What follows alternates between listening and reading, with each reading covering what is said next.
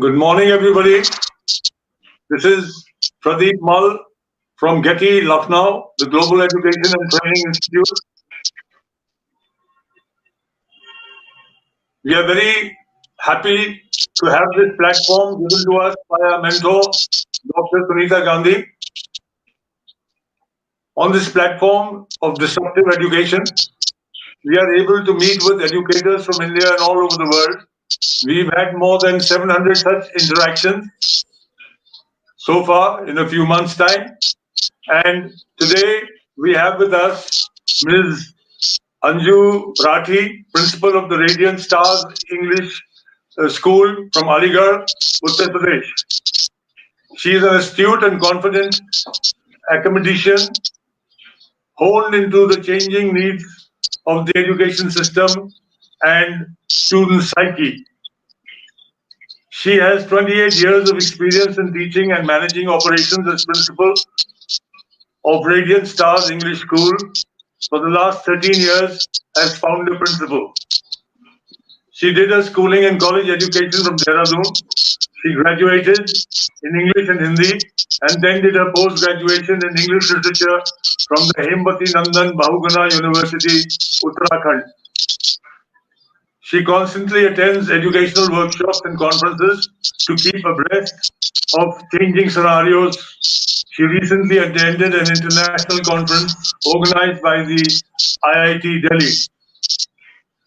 She has won several awards like Best Principal Award, Bal Raksha Samman 3 times. She has been honored several times by the Rotary, Amar Ujala and Dainik Jagran. She is appointed by the CBSC in various capacities like ASL trainer, observer for CTET, NEET, JEE, and supervisor for the exams. Welcome, ma'am. And she will be speaking on alternative schooling, the main approaches and the results of it. So thank you, ma'am, for being with us, and over to you. Thank you, sir. Thank you very much. Uh, we should begin now. I, Anju Rathi, as we all know, Principal Radiant Stars English School, Aligarh, would like to announce that I am the part of GETI, that is Global Education and Training Institute, and which is a matter of honor that this is being founded by the great educationist and visionary, Dr. Sunita Gandhi. I would like to thank Mr. Pradeep Mal, Ambassador of Change from GETI, Lucknow, to have given me the opportunity to present my words for alternative schooling. Alternative schooling. It is actually an umbrella term used for schools that typically step away from the conventional method of teaching. In present time, there is an increase in both. The quality has improved and the number of alternative schools have also improved. Alternative educational programs or system is separate from mainstream educational program that is designed specially for the students with academic or behavioral difficulties. These programs are often intended to support students who have learning disabilities, display emotional or behavioral issues.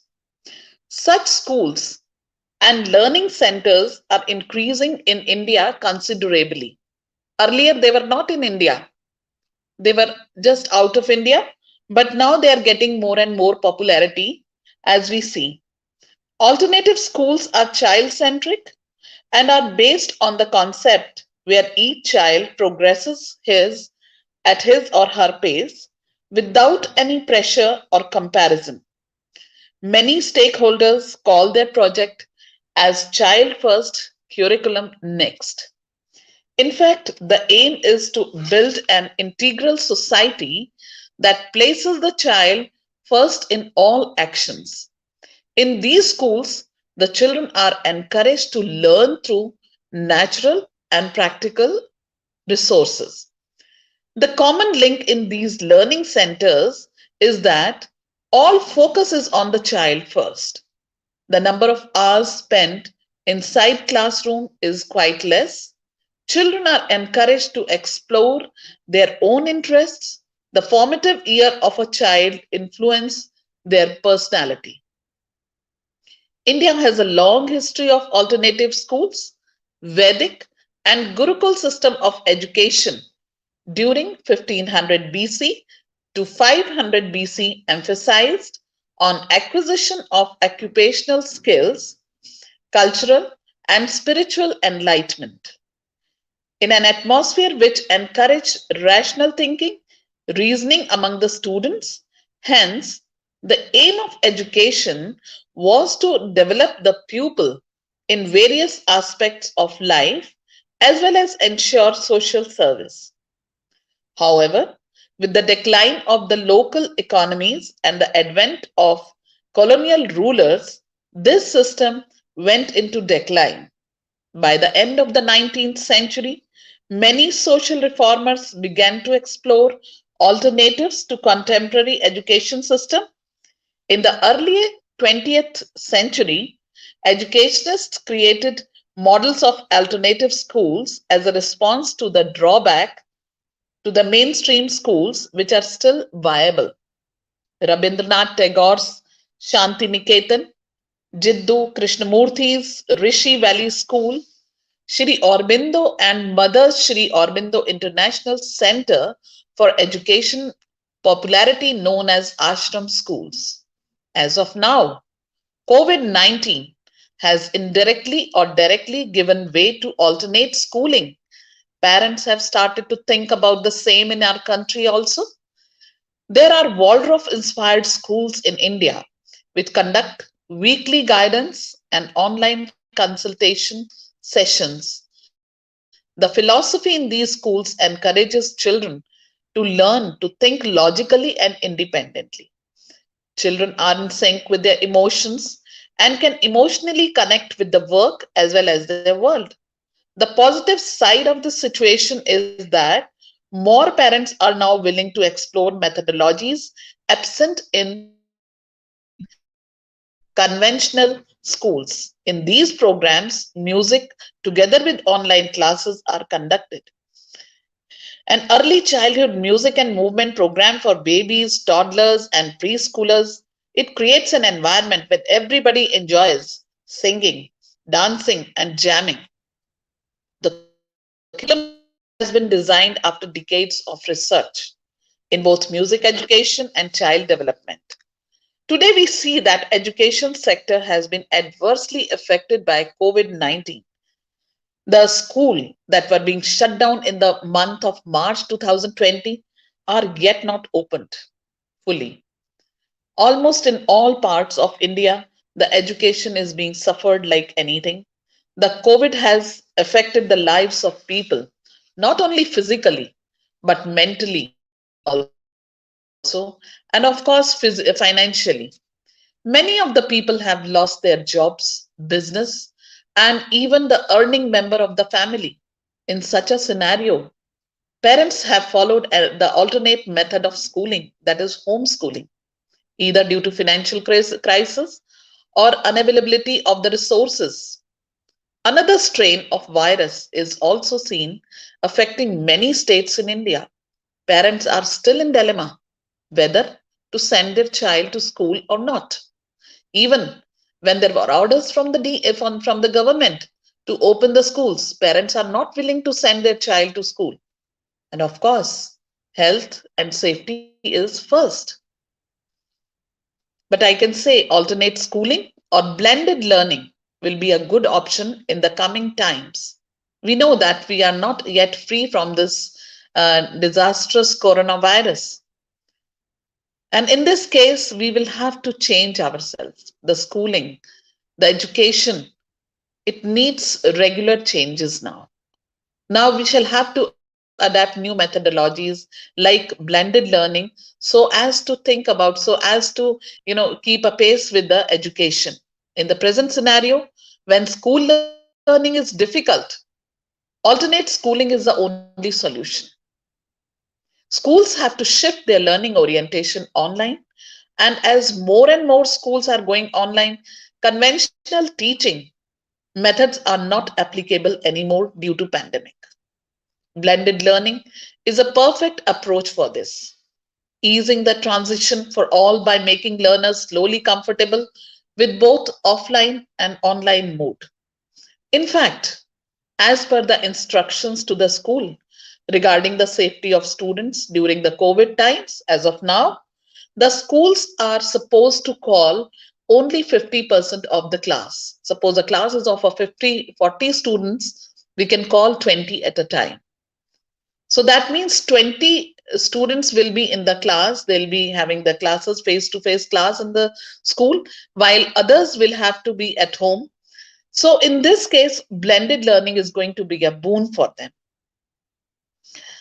Alternative schooling will be opted rather, or we shall have to opt blended learning, that is both offline and online learning. Actually, blended learning is an approach to education that combines online educational materials and opportunities for interaction online with traditional place based classroom methods. It requires the physical presence of both teacher and student with some elements of student control over time, place, path, or pace.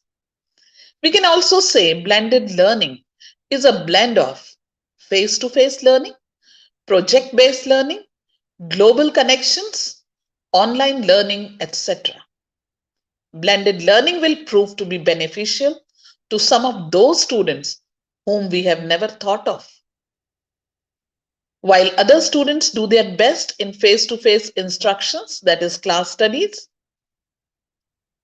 For example, students with physical disabilities, students who cannot sit in class, or the students which have some kind of physical disabilities or conditions that are difficult to accommodate them in the class.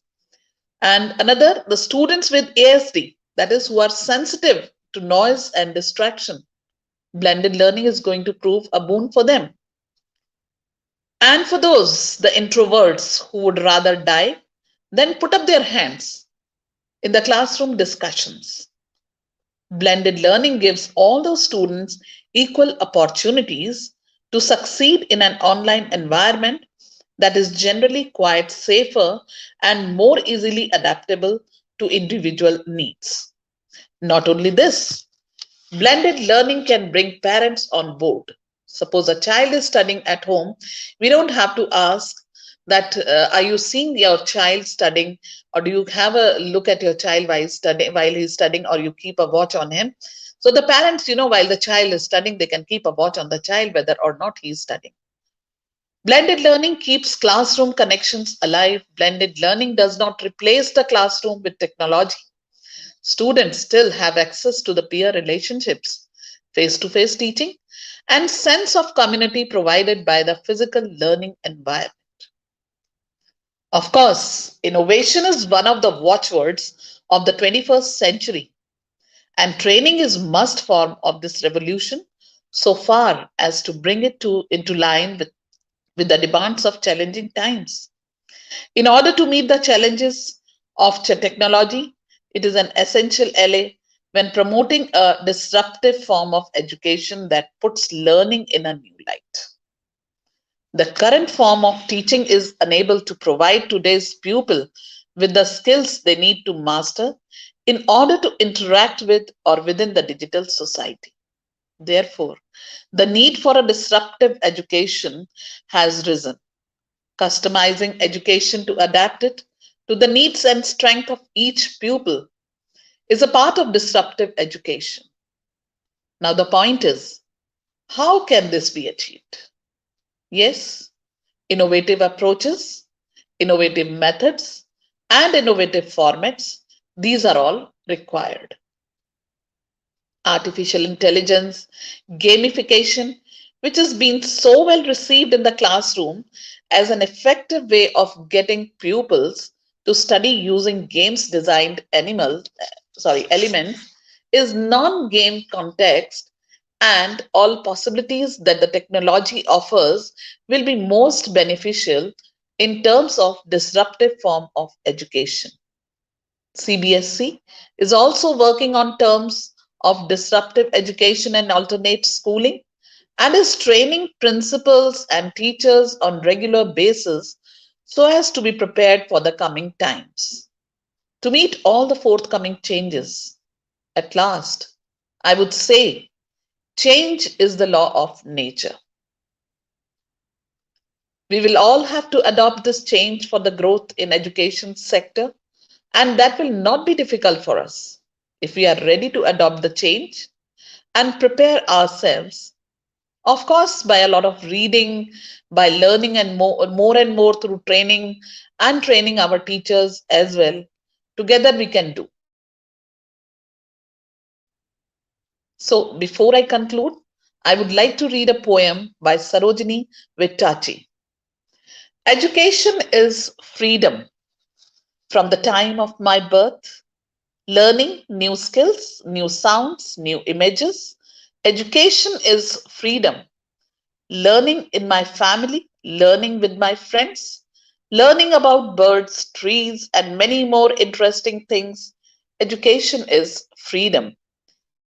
Please, teacher, make it fun, make it relate to me, help me to learn at my pace, help me to learn new skills, help me to learn values for life, help me to enjoy reading.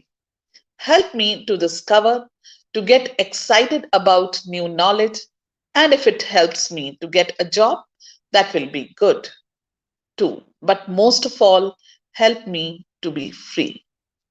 Thank you. Thank you very much. Now over to Mr. Pradeep Mal. Thank you, sir. Thank you, ma'am. Thank you for that very clear talk that you gave. Ma'am, how easy is it to implement what you are saying? Do we have the expertise for it in normal schools?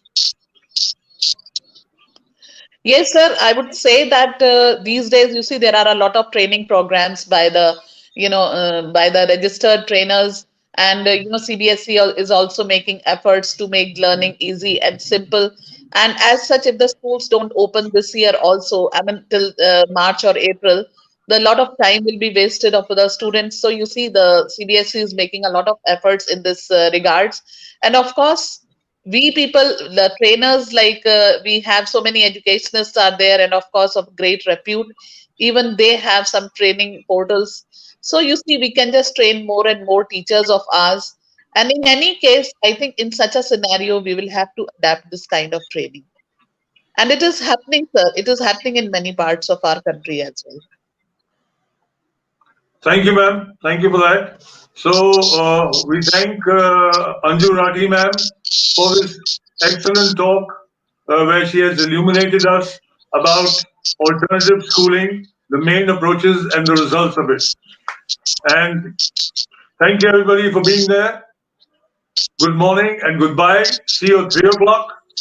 And once again, I place on record my thanks to Dr. Sunita Gandhi for this excellent format of disruptive education, where we meet educators like Ma'am Anju Rathi. So thank you and goodbye for now. Thank you.